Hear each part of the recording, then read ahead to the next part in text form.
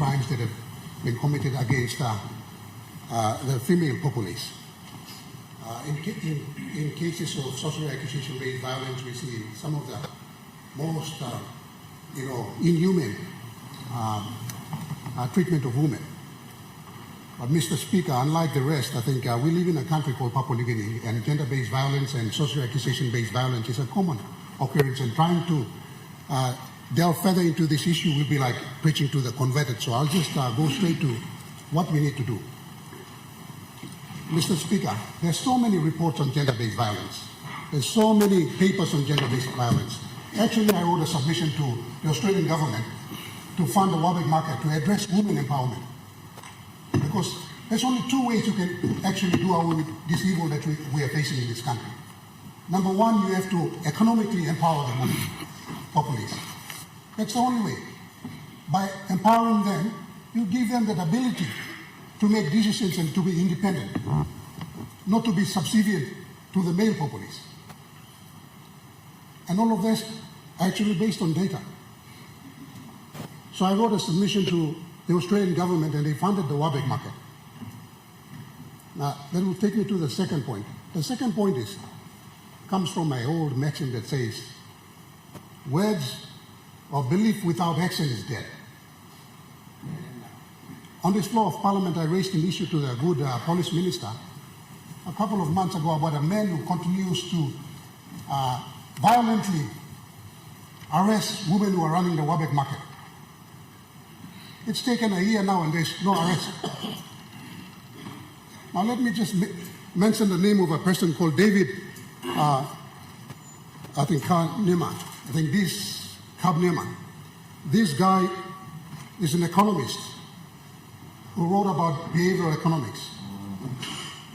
And he did a study and he said, when you arrest people, and he got a Nobel Prize for it, by the way, when you arrest people, there is deterrence. Now, all that sweet la tok tok you make tok tok rialo, so more manos you may consent long all, but when you don't arrest people, nothing will be done on the streets. There's no deterrence. I'm waiting for a year, and the police haven't arrested this culprit. I laid the complaint myself.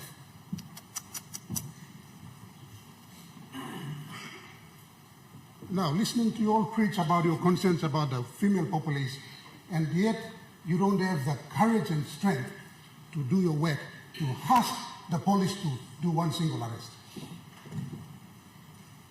Women will be protected when the rule of law starts to, established in this country and enforced. When there is no rule of law, women will still be abused. You can make all the fancy statements, you can come up with all the good data, everything, but there's no deterrence. Now, after something, people are on social media all the time, and you see women being tortured, you see men flaunting with all, the atrocities they are committing, and yet we have not arrested a single soul. Now, instead of coming here and making all the statements, I think we should start doing our job. We should get the police to start doing arrests, because this country will not be safe anymore.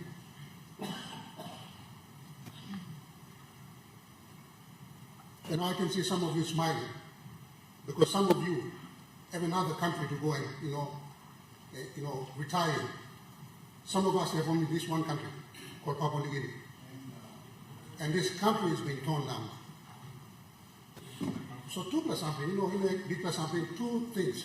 And this, I wrote a submission on that, so I did extensive research into women empowerment. I realized the only way you can protect women is when you economically empower them, number one. And number two, when the justice system works. When police are doing arrests, there'll be deterrence. So I'm asking the government, which we are all part of, enough of talking, let's go down to the streets and let's start arresting people who are committing these crimes. Your flowery statements on the floor of this parliament won't solve a single, law and order problem. You can cry, you can dance, and you can do anything. You can pray. You can make this country a Christian country. But when you don't enforce the law, you won't have a country. It's coming to the state now. People will start to take law into their own hands and we will lose this country. So, I'm trying to empower the women of Wabag, giving them funding, build a market and give it to them to run that market. But there are men who are there arresting them, trying to take over the market, and yet the government can't do a single thing. Can't arrest these culprits. I've raised this issue on this floor since last year. Now, you're not making something, no one can present in this report. I even brought police from another province to do the arrest, but they're being compromised. I've raised it before the police commissioner. They're still being compromised.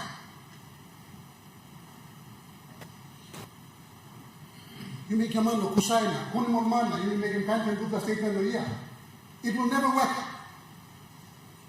We have to start doing our job, start arresting people on the street. That's how, by me protecting our lives, go on verification. Now they don't feel safe to walk on the streets, I'm telling you.